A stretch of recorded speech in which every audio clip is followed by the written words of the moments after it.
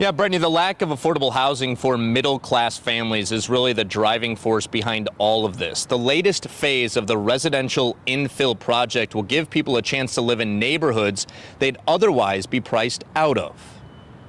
When it comes to living in Portland, there are a number of perks. Many will argue accessibility to housing is not one of them, and city leaders are well aware of that. Newer homes are larger, more expensive, and out of reach of most Portlanders. Morgan Tracy is the project manager for the Residential Infill Project, or RIP for short. We saw the first phase of the project come to fruition in August 2020. That's when Portland City Council passed an ordinance allowing for more middle housing in the Rose City's residential neighborhoods.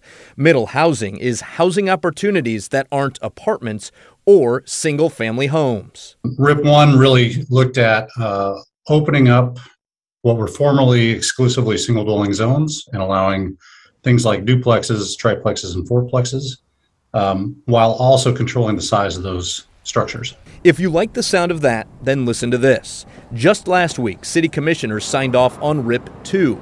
This allows developers to build even higher density housing in single-dwelling zones in Portland. For instance, multifamily units in a single structure, townhomes in what are called cottage clusters. Cottage clusters are multiple detached, smaller units built around or oriented toward a common green space. In other words, more housing and home ownership opportunities for more people. Portland Mayor Ted Wheeler calls it the exact right strategy to pursue as a community. At first blush, this can look like pretty dry land use policy, but it will actually shape the direction, the physical direction of this city for decades to come. But without question, there will be critics who say high-density housing in areas zoned for single-family homes is not the answer to our housing crisis, to which Morgan Tracy says, don't be afraid. It'll happen incrementally and over time. It's not going to be a wave of instant change. It'll happen as those sites become available.